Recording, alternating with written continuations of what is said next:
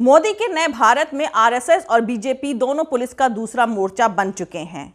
कौन गुंडा है और कौन पुलिस समझ में ही नहीं आ रहा। दोनों मिलकर किसानों पर जुल्म ढा रहे हैं। जय जवान जय किसान का नारा लगाकर वोट मांगते हो, किसानों का उगाया अनाज खाते हो, और जब वही किसान अपना हक मांगने के लिए सड़कों पर प्रोटेस्ट कर रहा है तो मुंह पर नकाब लगाकर उस पर हमला करते हो। इससे बड़ी नमक हरामी और जलालत क्या होगी? इससे बड़ी बेशर्मी और गद्दारी क्या होगी? इससे बड़ा देशद्रोह और क्या होगा? याद कीजिए, जेएनयू कैंपस में लाठी डंडे से स्टूडेंट्स को पीटा गया था और पुलिस वहीं खड़ी तमाशा देखती रही थी। अब दिल्ली हरियाणा के सिंधु बॉर्डर पर भाजपा आरएसएस के सपोर्टर्स की भीड़ तिरंगा ले लेकर किसानों के पास पहुंच रही है। लोकल लोगों के नाम पर भाजपा आरएसएस के गुंडे पहुंच रहे हैं जो किसानों के पास जाकर नारेबाजी कर रहे हैं। खुद को लोकल कहने वाले गुंडों ने निहत्थे किसानों पर पथराव भी किया है, जिसके चलते किसानों और इन गुंडों के बीच झड़प हुई। इसी बीच पुलिस ने लाठीचार्ज भी करी। वैसे ये कोई एकाएक आई हुई भीड़ नहीं थी, बल्कि पूरी प्लानिंग के साथ भेजी गई भीड़ थी। इन गुंडों के सर पर किसका हाथ है, इसका अंदाजा लगाना कोई मुश्किल काम नहीं है। शाहीन बाग आंदोलन को दबाने की तर्ज पर ही किसान आंदोलन को भी हिंसक बनाने का प्लान बनाया जा रहा है। लोकल भाजपा विधायक कपिल मिश्रा की तरह ही अपने गुंडों को लेकर किसानों को पीटने के लिए पहुंचे थे और पहुंच भी रहे हैं। दिल्ली बॉर्डर पर भूखे प्यासे बैठे हुए किसानों के लिए यह काफी मुश्किल वक्त है। एक तरफ पीसफुल तरीके से बॉर्डर पर जमे भी रहना है, दूसरी तरफ भाजपा आरएसएस के खुद को लोकल कहने वाले गुंडों से भी निपटना है। पर दोस्तों, हकीकत यह है कि पूरा तमाशा एक तरह से दंगा शुरू करने की तैयारी है, जिससे फैले शोलों का इस्तेमाल किसान आंदोलन को जलाने के लिए किया जाने वाला है। सब बताऊंगी आगे इसी वीडियो में, लेकिन उससे पहले जो लोग हमारे इस चैनल पर नए हैं वो मेरा YouTube channel political Tamasha with doctor Arshi को सब्सक्राइब करके वहां पे लगी बेल आइकॉन को जरूर दबा दें, ताकि आपको हमारे आने वाले हर वीडियो की अपडेट्स मिलती रहे। और दोस्तों, अगर आपको हमारा काम पसंद आता है, हमारे वीडियोस पसंद आते हैं, तो www.patreon.com/dr अर्शी खान पर जाकर डोनेट करके आप हमारे काम को सपोर्ट कर सकते हैं। तो चलिए शुरू करते हैं।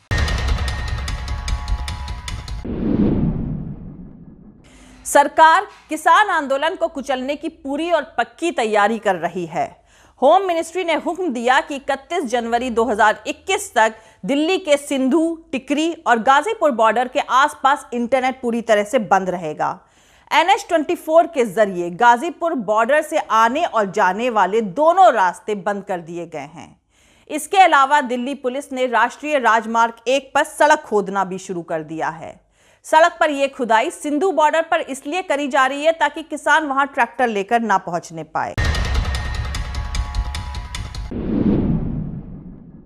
2 दिन पहले सिंधु बॉर्डर पर जिस जगह किसान प्रोटेस्ट कर रहे थे, वहां से तकरीबन 100 मीटर दूर करीब 100-150 लड़के आए और किसानों की तरफ पत्थर फेंकने लगे।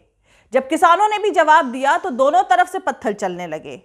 उसके बाद पुलिस ने बीच बचाव किया। पत्थरबाज गुंडों को हटाकर अलग किया गया, लेकिन उन्हें भगाया नहीं गया। वो 100 मीटर दूर खड़े होकर रह रहकर पत्थर फेंकते रहे। पुलिस ने वहां उन्हें जाने से क्यों नहीं रोका, ये आप खुद समझ सकते हैं। सोचिए, जहां पीने का पानी ले जाने पर भी पाबंदी है, वहां पर गुंडे इतने आराम से कैसे पहुंच गए? अब आपको बता दूं कि जैसा कि उम्मीद करी जा रही थी, सिंधु बॉर्डर पर किसानों पर हमला करने वाली भीड़ का नेता भी भाजपा का ही निकला। अमन कुमार नाम के शख्स की पत्नी अंजू देवी दिल्ली के वार्ड 31 से भाजपा की तरफ से पार्षद है। लेकिन अफसोस की बात यह है कि देश के किसानों पर हमला करने वाले लोगों को गोदी मीडिया के गिद्ध बचाने के लिए कूद पड़ते हैं। आपको याद ही होगा कि किस तरह जेएनयू में पुलिस के प्रोटेक्शन में गुंडे घुसाए गए थे, किस तरह दिल्ली में पुलिस के प्रोटेक्शन यानी संरक्षण में दंगे कराए गए थे।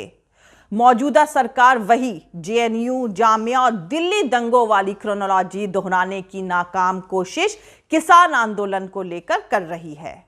और सरकारी मीडिया के गिद्ध जिन्हें नाराज स्थानीय यानी लोकल लोग बता रहे थे, वो दरअसल हिंदू सेना के लोग थे।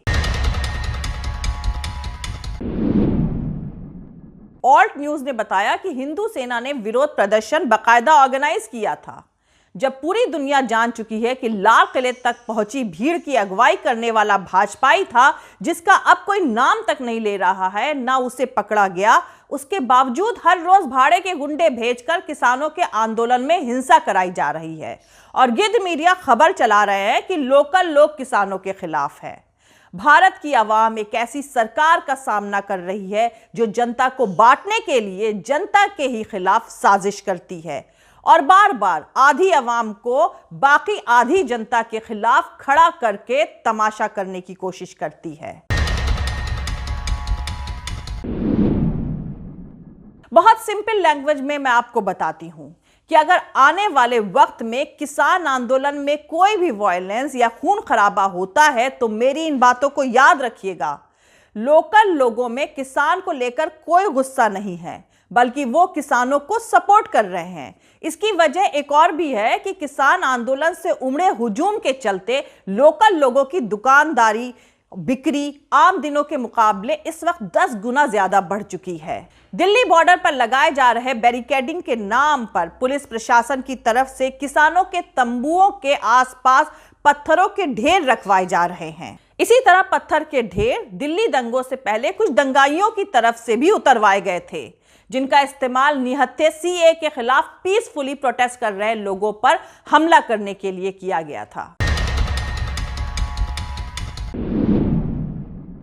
सरकार सपोर्टर्स पार्टी कार्यकर्ताओं को किसानों के खिलाफ यूज कर रही है ताकि आपको लगे कि लोकल लोग किसानों के खिलाफ है और फिर कहा जाएगा कि दो गुटों में हुई झड़प। जबकि सच्चाई यह है कि एक गुट यानी किसान तो अपने हाथ जोड़ जोड़ कर लोगों को हिंसा करने से रोक रहे हैं, दूसरा गुट ही सरकार का गुट है जो हिंसा फैलाने का काम करता है। अब जैसा कि आप लोग को पता ही है कि हर तरह के लोग किसान आंदोलन के सपोर्ट में गांव-गांव से आ रहे हैं, उनसे बहुत ज्यादा सब्र की उम्मीद करना भी गलत है। आप ये उम्मीद नहीं रख सकते कि पुलिस के प्रोटेक्शन में कुछ गुंडे आए और किसानों पर पत्थर बरसाकर चले जाएं। किसान फावड़ा और हल चलाने वाली कौम है। पत्थरों का जवाब किस तरह देगी इसका अंदाजा आप खुद लगा सकते हैं। आप सब लोग इस पूरी साजिश को समझें कि किसान आंदोलन में हिंसा का माहौल क्रिएट करने वाले लोग कौन हैं। अगर सरकार और पुलिस चाहे तो किसी की हिम्मत नहीं है कि एक कंकड़ भी किसानों पर चल जाए, पर अफसोस ये हकीकत है कि पुलिस ऐसे गुंडों को बराबर प्रोटेक्शन देती है। अगर ऐसे गुंडे पकड़ में भी आ जाएं तो पुलिस उन्हें अपनी तरफ बुला लेती है और पिछले गेट से निकाल देती है। जिन्हें मेरी ये बात कहानी लग रही हो वो दिल्ली दंगों के नज़ारों को याद करते हुए उनसे सबक लें और देखें कि किस तरह दंगाइयों को पूरी तरह से शरण देने का काम पुलिस की तरफ से किया गया था। ये मुल्क भारत आपका, मेरा, हम सबका है। आंदोलन करने का हक भी सबका बराबर का है। अगर भाजपा या आरएसएस का कोई संगठन देश के किसी भी स्टेट में रोटी, खेती, पानी, एजुकेशन के लिए सड़क पर प्रोटेस्ट करता है तो हम उसका पूरा सपोर्ट करने के लिए तैयार हैं। पर आंदोलन को कुचलने के लिए आंदोलन ऑर्गेनाइज करने वाले सरकारी एजेंटों को पहचानने की जरूरत है। यह आजादी हम सब के पुरखों ने मुश्किल से हासिल करी है। ऐसे 100-200 लोगों को अपनी आजादी को किडनैप करने मत दीजिए। आप किसी भी मजहब, किसी भी आइडियोलॉजी या जाति के हो सकते हैं, लेकिन ऐसे लोगों का साथ हरगिज मत दीजिए जो निहत्थे किसानों को कुचलने के लिए साजिशें रच रहे हैं। कल को कोई हिंसा होती है तो इन लोगों को पहचान करके रखिए और इस बात को जरूर याद रखिए कि हिंसा की नींव निहत्थे किसानों ने नहीं बल्कि पत्थर बिछाने वालों ने रखी है, क्योंकि पाखंडी आदमी भेड़िए के साथ मिलकर शिकार करता है और फिर चरवाहे के साथ बैठकर आंसू बहाता है।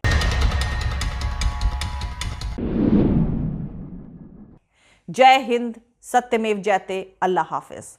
दोस्तों, हमारा पूरा वीडियो और दूसरे और वीडियोस देखने के लिए हमारा YouTube channel political Tamasha with doctor Arshi को सब्सक्राइब करके वहां पे लगी बेल आइकॉन को जरूर दबा दें, ताकि आपको हमारे आने वाले हर वीडियो की अपडेट्स मिलती रहे।